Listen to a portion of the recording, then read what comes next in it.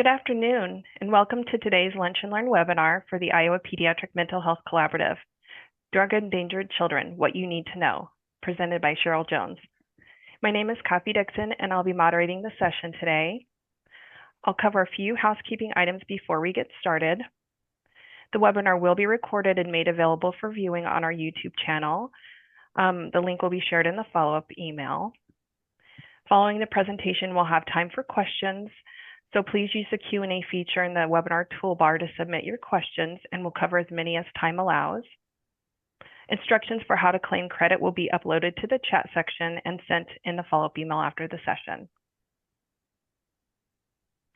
I will also upload a handout with articles and resources related to this presentation that Cheryll has provided, and there will also be handouts with information about the Iowa Pediatric Mental Health Collaborative. So without further delay, it's my pleasure to introduce our presenter today, Cheryll Jones. Cheryll is an alumna of the University of Iowa College of Nursing and Pediatric Nurse Practitioner Program and works as the Health Services Coordinator for the Ottumwa Regional Center of Child Health Specialty Clinics, where she has held this position since 1977. In her capacity as Health Services Coordinator, she provides diagnosis, evaluation, and care coordination services for children with special health care needs, which includes children exposed to drugs prior to birth. Cheryll serves as Children's Hospital Advocacy Representative on behalf of the Stead Family Department of Pediatrics and UI Stead Family Children's Hospital. Cheryll also serves on a number of committees. At the local community level, she serves on the Community Task Force on Drug-Affected Infants and Children, Partners for Children, Head Start Health Advisory Committee, Wapello County Healthy Community Committee, Davis County Council for the Prevention of Child Abuse, and the Children's Mental Health Wellbeing Collaborative. At the state level, Cheryll serves on the board of the Iowa Drug Endangered Children Alliance and the board of the Iowa Association of Nurse Practitioners. She has served on the eHealth Executive Committee and Advisory Council. Cheryll served on the State Board of Health for 6 years and served for 3 years as chair. At the national level, Cheryll served as legislative chair for the National Association of Pediatric Nurse Practitioners, NAPNAP, for 4 years. Cheryll served as a member of the American College of Nurse Practitioners Public Policy Committee for 4 years and served 2 years as the committee chair. She served as a member of the Association of Maternal and Child Health Programs Legislative and Finance Committee. Cheryll and her husband, Bob, live on the family farm in Davis County, where they raise sheep and hay. The farm has been in Bob's family for 150 years and was recognized as a heritage farm in 2006. They are the parents of 2 children, Travis and Sarah, and the grandparents of 3 grandsons, Bradley, Justin, and Logan, and great-grandparents to a great-grandson, Jackson. So welcome, Cheryll, and I will turn it over to you. Thank you, Kathy, and I'm really pleased to be here this afternoon to talk to you about children who've had prenatal exposure to substances. I want to stress that this is going to be we're only going to be spending an hour on this, so we will be moving rapidly through the presentation. And also, this is kind of an overview of things. We're not able to go into depth in any one particular topic, but if there's further information folks need, they can get in touch with me and we can see what we can do to get you further information. I have no relevant commercial disclosures to make, no financial disclosures. For the outcomes for the session, I want to describe the effects of prenatal drug and alcohol exposure on infants and children, discuss drugs that children may be exposed to prenatally. We'll talk some about interventions for infants and children exposed to prenatal drugs and alcohol, and then community resources for these children and their families, which are so important. This is indeed a community response for children exposed to substances and their families.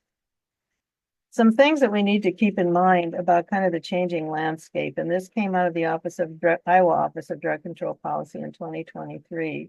What are some of the dynamics we're seeing related to drug use in Iowa? Well, one is just the number of products that are coming out, more alcoholic beverage choices, synthetic drugs coming out, purchase points, etc. The other thing we have to keep in mind, Iowa is surrounded or is is joined up right next to some states where it is now recreational marijuana, for example, are legal. I live right on the Iowa-Missouri line, a mile north of the line. Missouri has legal recreational marijuana, as does Illinois. So this has some issues and impacts on accessibility for folks who live on the borders and for those of us who deal with the kids. Polysubstance use. Most drug use disordered folks do not just use one substance. And it's a mixture of different things, alcohol, marijuana.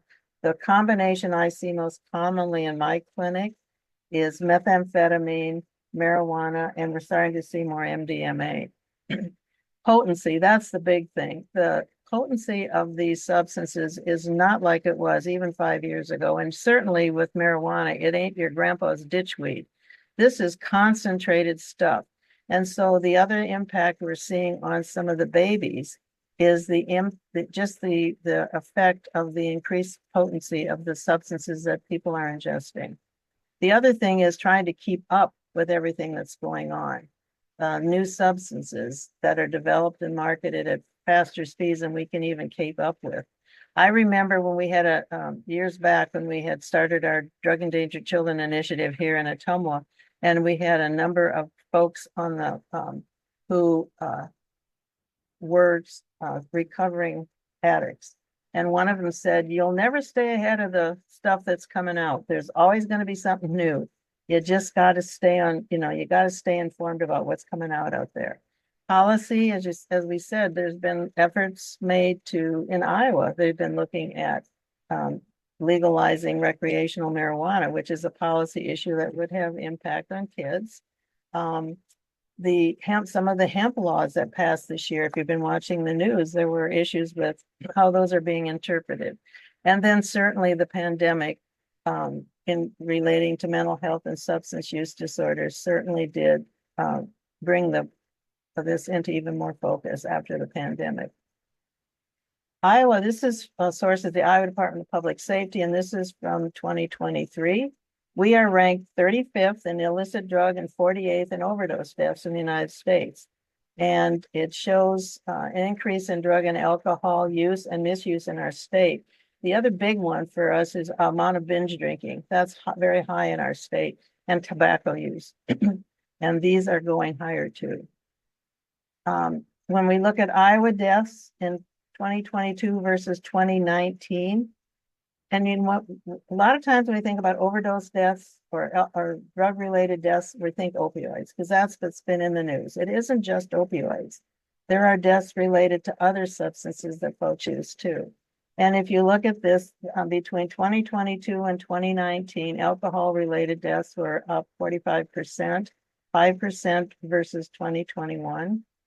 Opioids up 51%, but 8% less than in 2022. And this may be related to a lot of the efforts made to impact opioid use. Stimulants were up 28% and up 7% since 2021.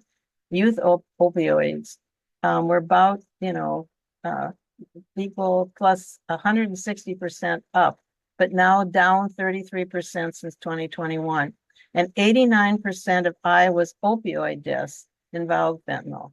That's the big one. These are some consequences of in utero exposure to substance use by the different drugs. And we'll be talking a little more detail about this, but this is, for example, with opioids, we have the neonatal abstinence syndrome, preterm births. We'll talk more in detail, but this is a nice schematic that shows, depending on which drug it is, what are some of the things you may see. And don't forget about, even though they're legal, tobacco and alcohol, and they can have significant effects on the fetus too. And in Iowa, we have a very high rate of smoking in pregnant women. Prenatal drugs of exposure, when we're talking about illegal drugs, under child abuse laws, it talks about the presence of illegal drugs in the child's body as a result of the direct and foreseeable consequences of either acts or omissions of the person responsible. And in Iowa, illegal drugs are defined as cocaine, heroin, amphetamine, methamphetamine, other illegal drugs, including marijuana, or combinations or derivatives of illegal drugs, which were not prescribed by health practitioners. So this is the definition in Iowa of prenatal drugs of exposure. Methamphetamine is still, in our part of the state down here, it is still the main, by far, primary drug of choice is methamphetamine. And some of the consequences of in utero exposure can be preterm labor and intrauterine growth retardation can be seen in babies whose moms use meth. This is also recent. This came from 2021, just about 3 years ago. The most recent DEA National Drug Threat Assessment said that changes in chemical profile and supply networks of methamphetamine may have resulted in its penetration into new markets. Iowa was seen as particularly high in methamphetamine and was increasing at a faster rate than in other states. It's also moving, it was sometimes seen as primarily more of a rural problem. It's not just rural anymore. It's moved into the urban population, and also they're seeing an increase in Hispanic and Native American populations and women, including expectant mothers. So what are some of the consequences we can see from meth use in children? And this is longer term consequences. We'll talk about some of the more immediate ones a little bit later. But some consequences, long-term consequences of in utero exposure can be behavior problems, emotional dysregulation. This is a big one, where they have a lot of difficulty handling emotions and can move from being in a very good mood and to not, it's kind of like in 60 seconds or more, can be very upset. They have can have a lot of trouble with emotional dysregulation. There can be social deficits in how they interact with other kids and other adults. These kids, especially if the substance abuse is not treated, if they're in homes where it's untreated substance use disorder, there's increased risk of neglect and abuse. There can also be attention. ADHD is not uncommon in kids who had methamphetamine exposure. And in older kids, I'm seeing a higher incidence when you look for it of anxiety, particularly, and some depression in the older kids. And then we're seeing more aggression and some delinquent behaviors in older kids. So we need to monitor these kids over time. These are some of the things that we may see. We'll talk a little more detail about all these in a little bit. Cocaine, babies born to cocaine have an increased risk of prematurity. They tend to have lower birth weights and may have smaller head circumferences. And smaller head circumferences are significant because at health providers, when we measure the child's head, we're measuring the head to see, how big it is, but it's an indirect measurement of the brain. And so a small head, abnormally small head, may mean the brain growth is not as it should be. And so a child with a small, or what we call microcephaly, a small head, associated with substance use of any of the substances is a red flag that we better watch very closely because this child may have some issues with learning and things later on. And they may be shorter in stature than babies who don't. It can lead to some later deficits in children, including behavior problems, again, self-regulation. Sometimes learning is a little different. Now, the thing with the substances other than alcohol, and we'll talk about that a little bit later. But many of these infants, when you look at them and monitor them very closely, their development doesn't look all that bad.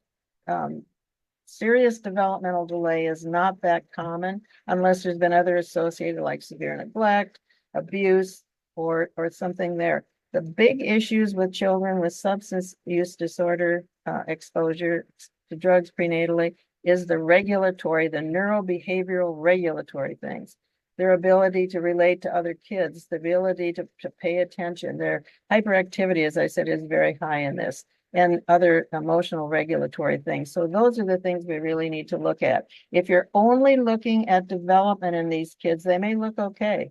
But if you look at the neurobehavioral things, that's where many of them show deficits. And even into adolescence. where they have, may have more problems with, again, with attention, with memory, with learning, how they learn. And there have been some brain scans done in teens suggesting that at-risk functioning for some brain regions, including those involved in attention, planning, and language, may differ from that of non-exposed peers. So those are some things we're still looking at. Cannabis, marijuana. Well, as I said, it's not your grandpa's ditchweed anymore. This is high concentrated, especially if you get into some of these preparations like shatter, some of those things, where it can be pushing 100% THC. So the exposure to marijuana now is much higher concentrations than we saw in the past. What are some of the risks for marijuana in pregnancy? Fetal growth restrictions. These kids may be small for what we call small for gestational age. Increased risk for stillbirth, preterm birth, low birth weight. And again, they can have some long-term issues affecting memory, learning, and behavior also. And I have included a list of resources with recent articles related to some of the things we're talking about. So you can read that for yourself if you are interested in that. Opioids. Of course, opioids are in the news all the time because there's a huge emphasis in our country now and in our state to really look at the use of opioids. How do we deal with opioid use disorder? And also the overdose issues that were so prevalent with opioids. But in uterus exposure to opioids, you can have growth retardation, again, preterm labor, and there can be complications during delivery also for these babies. Now, the thing with opioids, this is where you get into a condition called neonatal abstinence syndrome, or NAS. And it's some problems that occur in babies who were exposed to opioid drugs while in the mother's womb. And so there are two major types of NAS, and I'm going to be talking about the first one here. But there's NAS due to prenatal or maternal use of substances that result in withdrawal symptoms in the newborn, or postnatal, where they've been, as opioid has been used as medication for pain in therapy in the newborn. And we're not talking about postnatal, we're talking about prenatal NAS. Symptoms of neonatal abstinence syndrome or withdrawal can begin as early as 24 to 48 hours after birth, or as late as 5 to 10 days.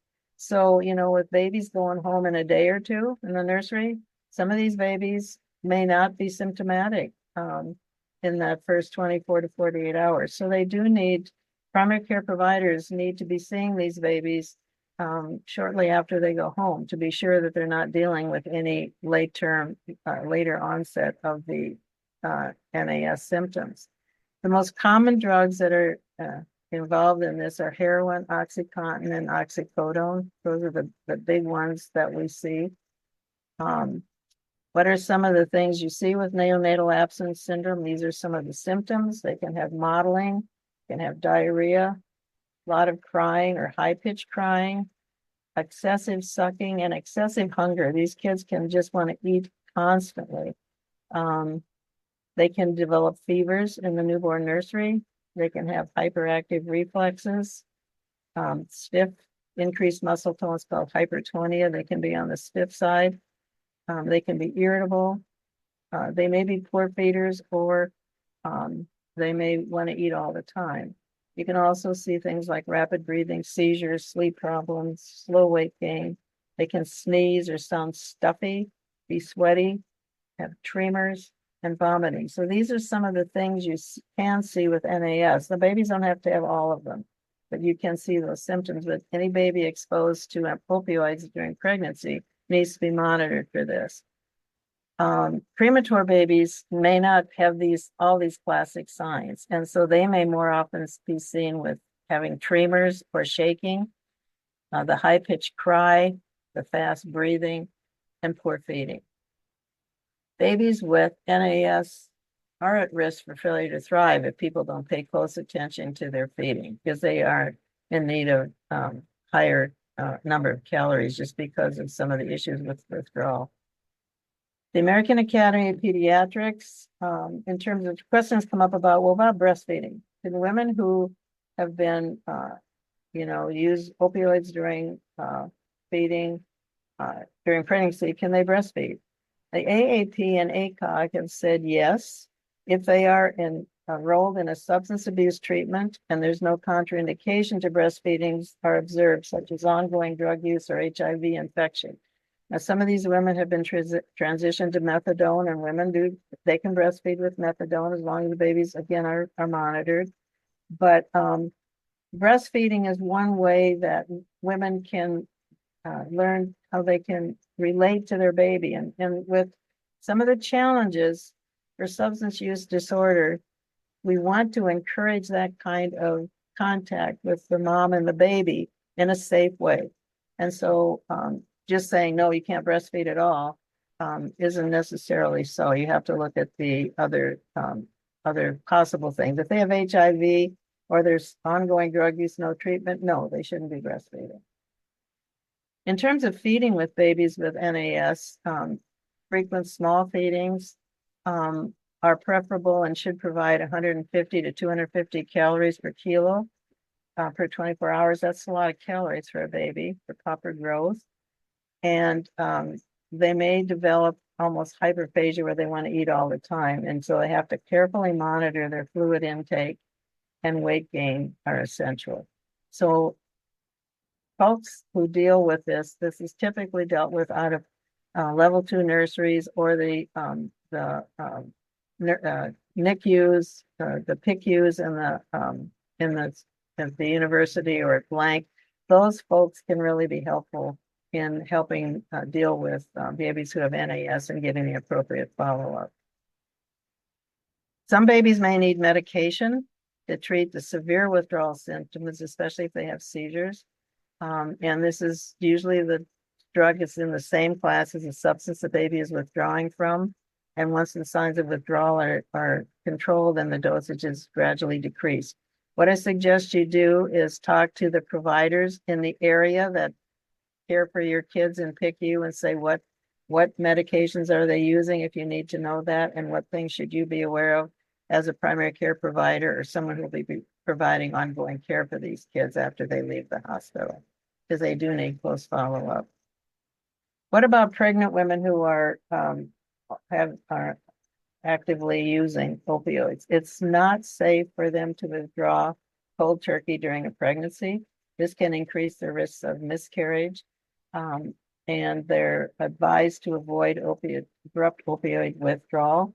Most commonly recommended treatment for them is to get them into a methadone maintenance treatment program for the follow-up of those.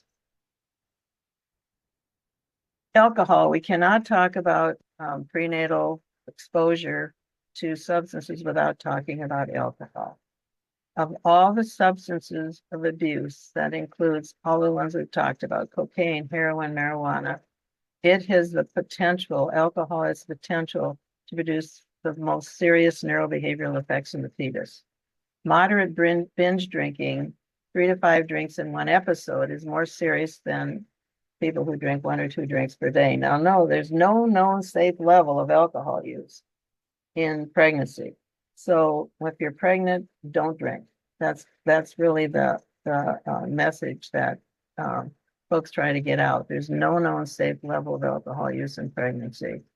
And this is an interesting map. This came out in 2022, so it's a couple of years old, but look at Iowa's rate here of binge or drink, people who reportedly binge or drink alcohol in excess. The average in the United States is 18.4%. We are at 22.6% in Iowa. We do have a very high rate of binge drinking and alcohol, drinking alcohol in excess. And this includes, pregnant women are included, that we have a number of pregnant women who do drink during pregnancy. And some of them, if you ask about, did you use drugs during pregnancy? If that's what drugs did you use during pregnancy? They don't think about alcohol. You have to specifically ask about alcohol too, to get the history.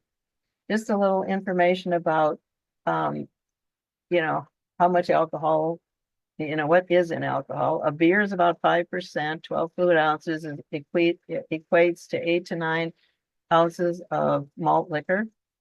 Equates to 5 fluid ounces of table wine because of the alcohol concentration, and about 1.5 fluid ounce shot of 80 proof distilled spirits. So they're any of these. So somebody, well, you drink a beer, it's no big deal. It's only 5%. Well, yes, it is a big deal. We need to be careful about any alcohol use during pregnancy to protect their kids.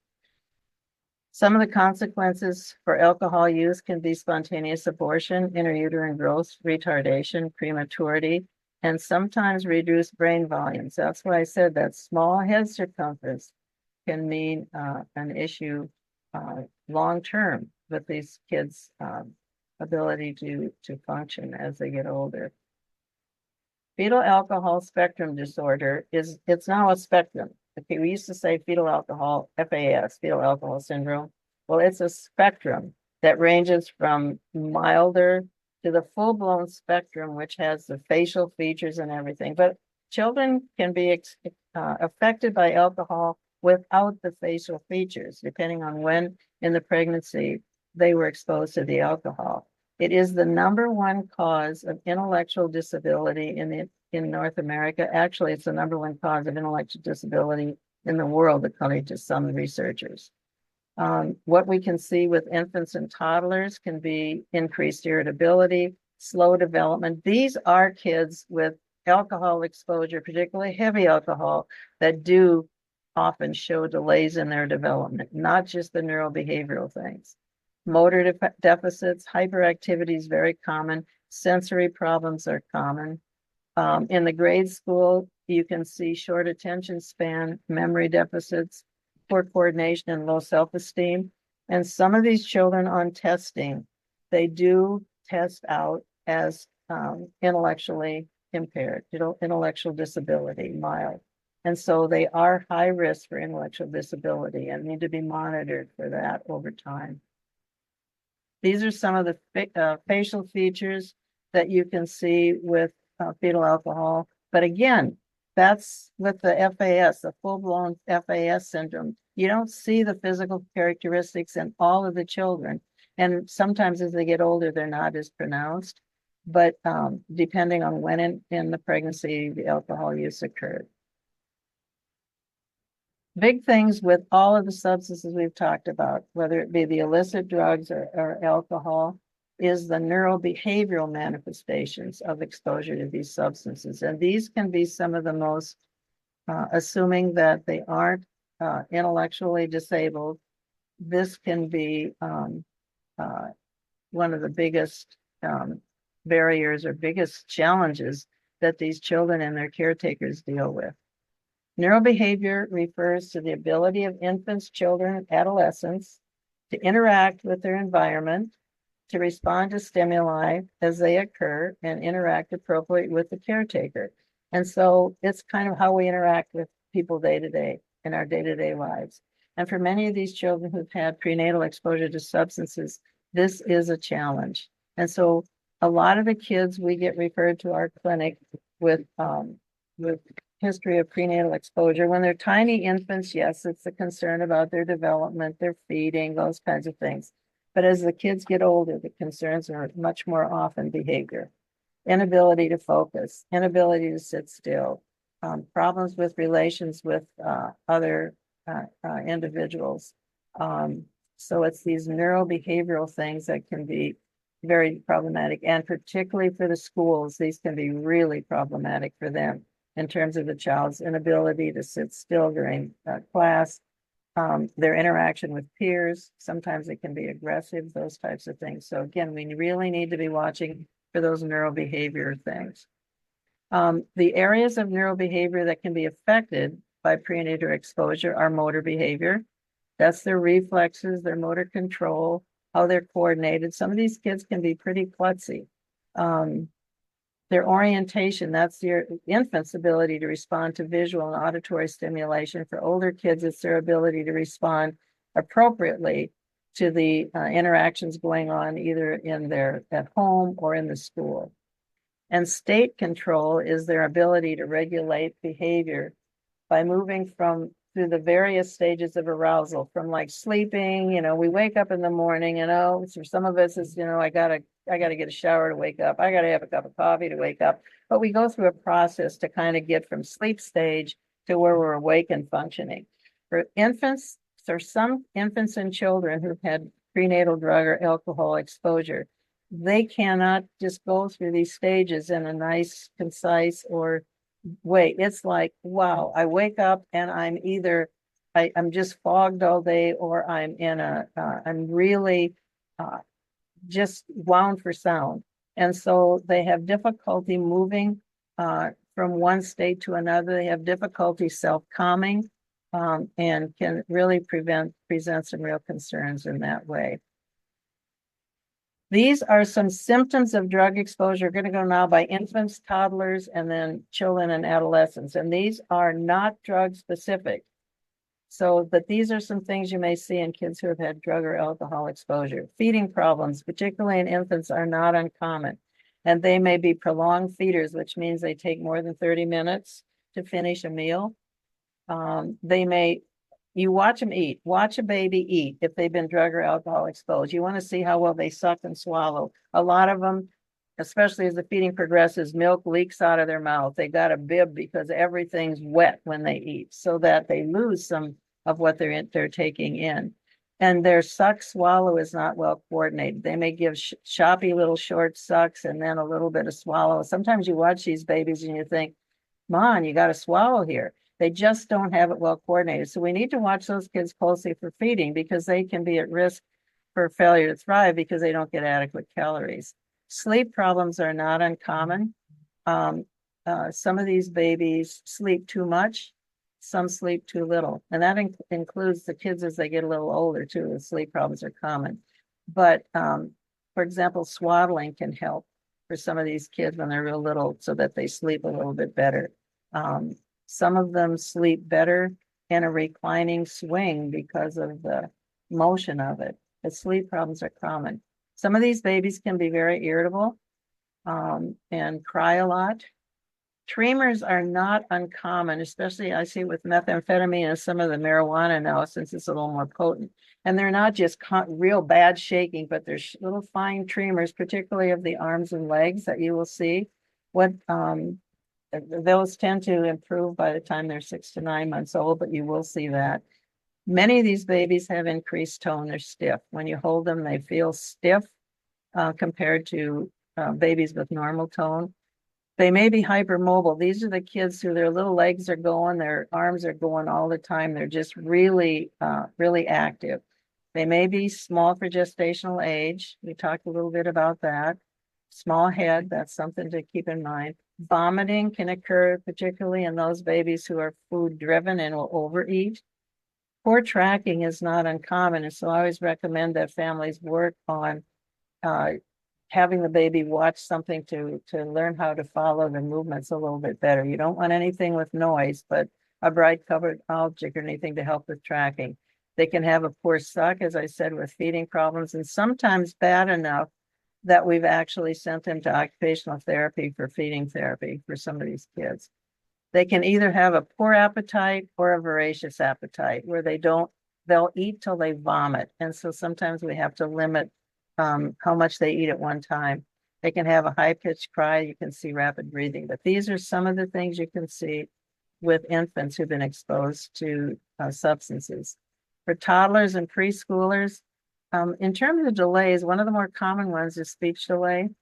Although we're seeing that not just with babies drug exposed, because so many kids spend so much time now on devices that we don't talk to them much. So there's concern across the board that kids are not talking as much as they used to because we're not talking to them much. But do watch for speech delays in the toddlers and preschoolers. As we mentioned, difficulty with mood regulation. This is the big one.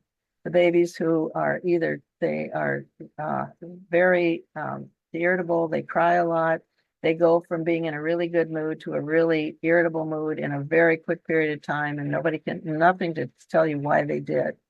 We can see behavior problems. The more common behavior problems are aggressive behavior, oppositional behavior, throwing objects, things like that. Sometimes, and we'll also sometimes see self-injurious behavior. If you're seeing a combination of high aggression and self-injurious behavior in toddlers and preschoolers, that needs further evaluation by a healthcare provider and probably referral to a mental health provider to deal with some of those behaviors. Poor anger control is not uncommon in these kids, and aggressive outbursts can be seen. Easily distracted, hyperactive.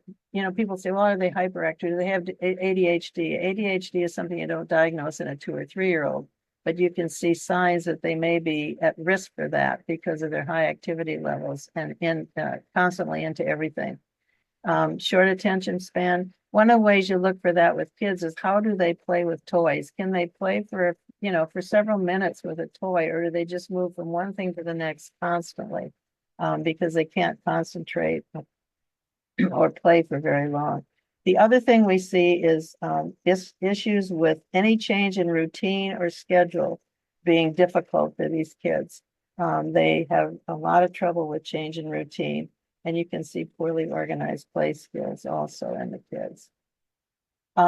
They may have difficulty reading social cues.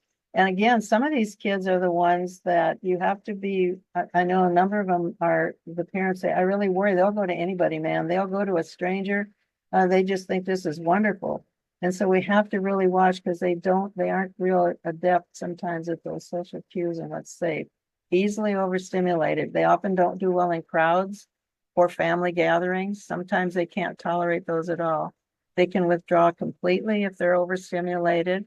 Sleep disturbances can be common here. Difficulty falling asleep or staying asleep, early morning arising, not wanting to sleep in their own bed. Unpredictable behavior. Some of the parents say, I just never know what to think. One minute they're, everything's fine, and the next minute he's throwing things at his brother, and I can't tell what caused it. They can also have some toe walking or be klutzy because that's part of the motor skill things. School age and teenage years, they are at increased risk of ADHD, attention deficit, increased risk of behavior problems. That includes aggression. We see an increased incidence, though, of some mental health issues too. I know a number of kids I've seen where there's been a history of substance use disorder, and they were exposed to drugs prenatal, and anxiety, increased anxiety. Some of these kids are showing increased depression. Now, again, whether that's related to the substance itself or some of the environmental things, but we got to watch for that with these kids. We have to be screening. And then there's also increased risk of learning disabilities. Most of the time, we're not talking about intellectual disability. We're talking about they just learn differently. The way they learn things, some of them are oral learners, some of them are more visual learners. Some of them just really struggle with, because we said memory is a problem. So they got it one day, the next day they can't remember it. And so this presents some real challenges at school and things that we need to monitor for. In all ages of children where there's been, you need to observe for any signs of sexual abuse, physical abuse, child neglect, or emotional abuse. And for some of the kids who have been placed in foster care out of some of the homes where there's been real significant neglect, some of these behavioral issues that were just talked about can be magnified because of that. Also, postnatal environment. If they're in an environment where it's untreated substance use disorder, there can be ongoing exposure to substances in their environment. So we have to be aware of that. The other thing is substance use disorder is a driving factor in the tremendous increase in the number of children in out-of-home placement. And I know we're looking at through the family cares that we are looking at not putting kids in foster care, keeping them in the family, if at all possible, keeping them in kinship. But substance use disorder is the driving factor behind a lot of these out-of-home placements. I know virtually all of the kids I'm seeing where there is out-of-home or there's been parental rights terminated, it's been related to substance use disorder.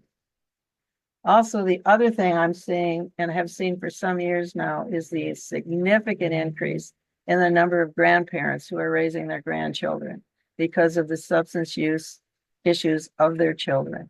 And these are full-time parenting responsibilities for some of these grandparents are into their 70s, taking care of children with some significant issues.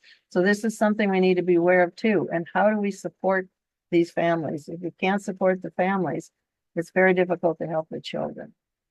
This is this quote from 99. It's an old one, but I think it's still relevant. There's an irreconcilable clash between the rapidly ticking clock of cognitive and physical development for the child, slow motion clock of recovery for the parent addicted to alcohol or drugs. And especially in places like some rural Iowa where there may be limited resources for treatment for these parents. So what are some implications for us as practitioners? We need to be prepared to screen for substance use in pregnant women. We need to have ongoing monitoring of children exposed to drugs for growth, development, and behavior. Children need to be monitored for exposure to drugs after birth. We need to recognize the relationship between substance use, domestic violence, and child abuse because it's related. I can tell you most of the families that come in here, moms and dads with a history of substance use, also have a history of child abuse themselves. There's a history of domestic violence, and it's significant. Also, a very high incidence of anxiety and depression in these parents, and so they need their own care. We have to increase access to substance use disorder and mental health because there are usually dual diagnoses here. And then permanency planning for these kids. What do we do? You can't, how do we ensure a safe future for these kids? We need to manage addiction as a public health problem.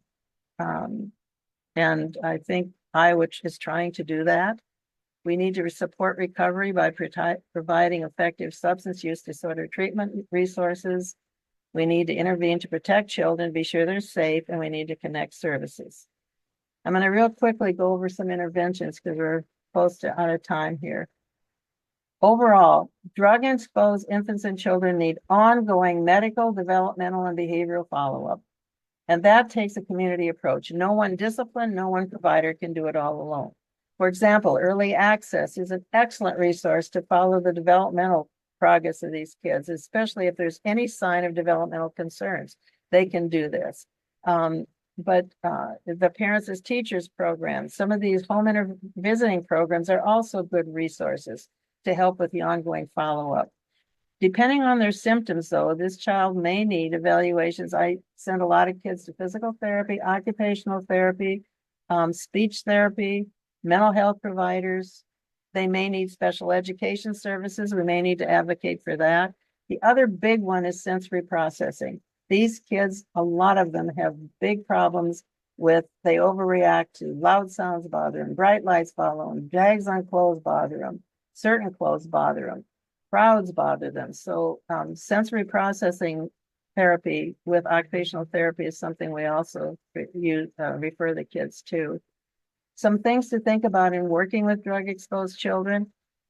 Provide a calm environment. As I said, they're easily overstimulated. So you don't want to try and do therapy when there's 10 other kids there and it's noisy. They need to be calm.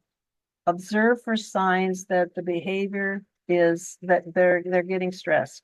And that can be with babies that they start to sneeze or yawn. With older kids, they get more active, they get more involved, and to try and calm it down before they reach that state, because you can't do techniques of therapy or anything with them unless they're calm. You can use calming and special care techniques. One of the ones that helps kids is massage. We used to have in our area, massage training for foster parents and other people who cared for them. We don't have that option anymore, but I do encourage parents, if they can have a massage therapist to kind of take a look and help work with some of those things, or an occupational therapist can help with some of those. And then encouraging working on their developmental abilities, again, when they're calm and only using one stimulus at a time. So for infants, they can be super sensitive. So you have to decrease their environmental light and noise exposure. And I mean, it can have to be really decreased to where it's almost dark and there's very little noise, and they can overreact to that. When holding infants, using firm contact, holding them close to your body. For infants too who are upset, vertical rocking up and down rather than back and forth has been shown to be more calming. So vertical rocking up and down can be helpful for them. And again, as we mentioned before, staying alert for signs of overstimulation, like they're yawning, hiccups, sneezing, that they're overstimulated, just back off for a while to give them some time to recover.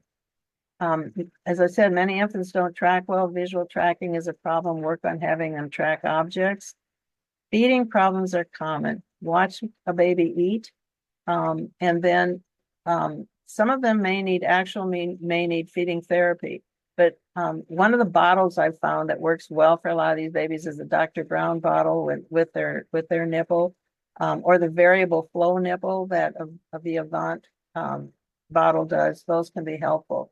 But you do have to really watch how they're eating and watch their weight, because some of these babies can get in trouble because they just don't take in enough.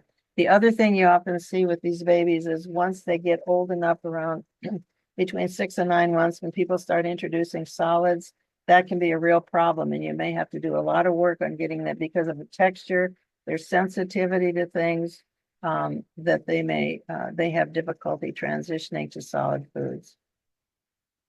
Infant massage prior to feedings can be helpful, offering small amounts more often if the baby's a voracious feeder so they don't vomit. Some of these babies will sleep through a feeding, and they'll sleep for 12 hours and not eat. So some of these babies, you have to put them on a schedule so that they don't sleep through feedings. And again, different types of nipples or bottles to find them one that works best. Although I like the Dr. Brown bottle. I think that's a one that works well. Pacifiers can be helpful, because especially for the babies who want to eat all the time, sometimes it's more of a sucking thing. So use of pacifiers can be helpful if the baby will take it. For toddlers and preschoolers, consistency as much as possible. Now, any of us who've had kids know you can't be 100% consistent. That just isn't possible. But as much as possible, consistent wake up, consistent meal time, consistent snack time, consistent bedtime. This can help with the sleep issues we see too. This is a bedtime ritual, a bedtime routine. Providing additional support, guidance, and structure during stress and transition issues. For example, if they're going to preschool, it's their first day of preschool, expect there may be some issues. Don't, provide plenty of outlet for excess energy, like outdoor activities, exercise. Don't withhold recesses from preschoolers or school kids who are having difficulty, especially if they've had prenatal drug exposure. It can make things even worse. You want to avoid fatigue. All of us are worse when we're tired than when we're not. So you may need to avoid some of these formal or large gatherings if this triggers undesired behavior, and they can continue to be overstimulated. I know some families who say, we just don't go to family reunions right now because he can't tolerate it, and his behavior, then everybody's upset and they're upset with him. So you may need to avoid those. The other thing we do, all of us, and I'm as guilty as anybody with my great-grandson, we got way too many toys out for kids all the time. Limit the number of toys these kids can have at a time to 1 or 2 or 3 toys, not a whole room full, because they're already having trouble focusing. So having large numbers of toys out at one time is more problematic for them. You can rotate the toys around to give them new things, but try and keep the toys to just a couple at a time. Enforce rules with non-physical punishment, especially if these kids have been in homes where that was physical issues were an issue. And then avoid negative comments as much as possible. We need to monitor, as we said, for aggressive behavior. And if it's real severe, we need to get them into therapy. We need to get them into treatment with mental health professionals or play therapies. We need to help them learn appropriate ways to express emotions. Are there words they can use when they're mad or they're happy or they're upset? PCIT is a very good therapy if it's available for you to refer folks to for this.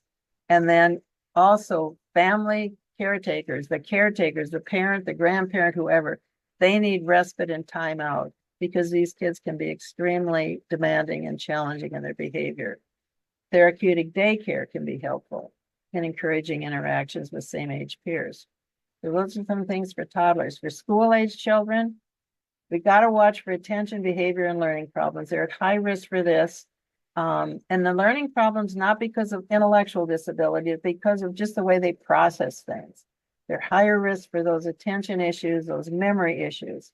We need to monitor school performance and provide intervention as appropriate. And sometimes that means advocating with the school about, I saw this child, this is what my evaluation shows. Can you please assess to see what other supports they may need at school? Mental health counseling and interventions are needed for a significant number of the kids I see with substance exposure. And so making those appropriate referrals or providing mental health counseling and interventions as indicated. And then monitoring for substance abuse in the kids themselves as they get older. There is a somewhat increased risk that for substance use disorder in these kids themselves. Social skills is probably a real helpful thing for a lot of these kids because they often have difficulty dealing appropriately in social situations or with their peers. And so having those available, those social skills programs, and a number of this, I know that the counselors in the schools down here do a nice job of some social skills work with kids, and they'll do it in groups at in the classes or or individually. So the schools can be a good resource for this. The kids may either show withdrawal or acting out. Again, if you see significant issues with this, they may need some counseling themselves. It's like for individual or group therapy. The other thing is there may be underlying mental health issues such as anxiety or depression. And so those need to be screened for too as the kids get older. Pretty much the same thing for adolescents, monitoring for attention, behavior, learning problems, relations with peers, school performance. Hopefully if there's been a school performance problems, it's been addressed before adolescence, because if it isn't, then these kids' educational outcome is significantly at risk. And then again, monitoring for substance abuse or substance use disorder in these kids. This is a schematic we used in our deck group down here, and I'm just sharing it with you to show that the child and family we saw at the center of this schematic, and all of these other things impact this child and family if there's been prenatal substance use disorder or if there's substance use disorder postnatally. And so all of these things need to be in place. And then the outer thing is communication or collaboration where we work together. But you have to look at all of these things there because they're all part of this whole dynamic that these kids deal with and their families deal with on an ongoing basis. Okay, some resources for parents. Parent partners. I can't speak highly enough about parent partners. Those are parents who themselves have been through this system. They're recovering. They're incredible resource for our parents. And I always, almost all of the families I see that come in here have a parent partner. If they don't, I encourage them to do that. The other thing is there's a fatherhood initiative with 24/7 dads, which can support dads. We have a very active family treatment court here in Ottumwa. And I would encourage you to look to see, do you have a family treatment court in your area? And because that's a huge resource too. And then the community partnerships for protecting children is usually networks with child abuse prevention councils in your community. And so those can be some resources that can help the family. These are some resources for you as providers. These are places you can go for information. One of the things I would call your attention to is our Iowa Alliance for Drug Endangered Children. We do have an alliance here in Iowa. We're always inviting new members. And this is the website where you can go if you're interested in joining our alliance. Most of our meetings are held virtually, so you can get involved, but it's a way to help us work on how do we help families and children in Iowa. These are some other resources. 0 to 3 is a good resource, but these are some for professionals. Child health specialty clinics, which I'm part of, we have a regional network around the state, and we can do some of the ongoing developmental behavioral monitoring for children with prenatal drug exposure. And so these are the sites where our centers are located, but we're located throughout the state. So if you have a child that has a prenatal substance exposure and would like that is one option for some of the ongoing monitoring. And these are some of the things we provide. And I know we're almost out of time, but I wanted to call your attention to the articles. I know there were some questions that came in before this, people wanting more information on marijuana. And there is one I'd really encourage you on the articles list. There's a cannabis tip sheets. They're very nice ones for you to use. There's 4 different tip sheets in there that you can work with. There's another one on screening for prenatal alcohol exposure for primary care providers. I think that would be helpful. The other one that's very concerning as we look at legalizing marijuana and whatever in our state and other places is there's growing evidence now to support the link between cannabis use and psychosis risk in adolescents. And so I would encourage you to read this one. The other thing I've put at the bottom, and I don't know if there's still openings there, but the 4th annual perinatal substance use disorder conference is coming up, I think, next week or within the next week or so. And the information there if you're interested in attending that. And coffee, I think we ran a little over, but oh, that's okay. We'll get to a couple of questions here. We had some great questions come in. I will say Cheryl has offered to share the slides, so I will be sending those in the follow-up email so you can reference all of these different resources that she provided. Starting with this question, how much is studied on the topic of effects of substance use during breastfeeding rather than prenatally? I think it's been mostly prenatally that it's been used. The AAP recommends that if you're actively using illicit drugs, you not breastfeed. Okay. It does pass through the breast milk. Anything we take basically passes through the breast milk. So that, but in terms of the amount of research about how much is too much or whatever, I haven't seen that exact research, but in general, if someone is actively using illicit drugs, probably they should not be breastfeeding, other than if they're in a methadone maintenance program. Okay, that kind of ties into this question. How does the mother being on a methadone during pregnancy affect the child? There can be some, some symptoms too, because but I've got a couple of kids I'm following where the moms have been on methadone, and those babies are doing very well. They were on methadone treatment, but they should be monitored.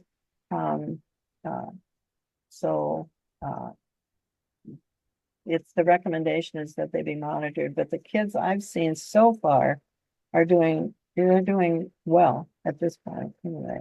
And the mothers are continuing on methadone maintenance so that you don't have, you've got a mom who's in treatment, who's doing well herself, and that's hugely important for the parents. These parents, many times, one of the critical things in working with parents of children who've had drug use during their pregnancy, they don't feel good about what happened. They feel beaten down a lot of the time, and quite frankly, some of them have said they feel disrespected by a lot of people. How can you do this to your child? Well, we don't walk in their shoes. And so I think one of the things we need to look at, the safety of the child is always important. We have to look at that, but we also have to look at, what kind of supports can we do for these families, and what can we do that way? So. Okay, there was one on feeding I think might be good to cover. Do you see infants and into toddler age with exposure to drugs also have a really high energy need? So the need for more concentrated formula to gain weight appropriately, not just the large appetite, but the need for a greater intake. probably not after that initial time with some of the babies where their feeding is really poor. What more common problem I see is overeating and excessive weight gain. Some of these kids get pretty heavy. And so we need to monitor their feeding through their growth and development to be sure that they're getting adequate calories, but not too many. The problem I see with inadequate calories tends to be more in the infant period, shortly, the first 6 months or so, unless they're in an environment where, God forbid, there's untreated substance use disorder and they're being underfed because of that. But more problematic I see is kids with excessive weight gain. Okay. Well, thank you. Well, we have reached 1 o'clock. I'm sorry we weren't able to get to more questions, but thank you for all the great questions that were submitted. And I will share this, the slides. And then if in the chat is the resource, the list of articles and resources that Cheryl mentioned, that's available to download in the chat. And I'll also send that in the follow-up email. So I'll just close with a little bit of information about the CME process.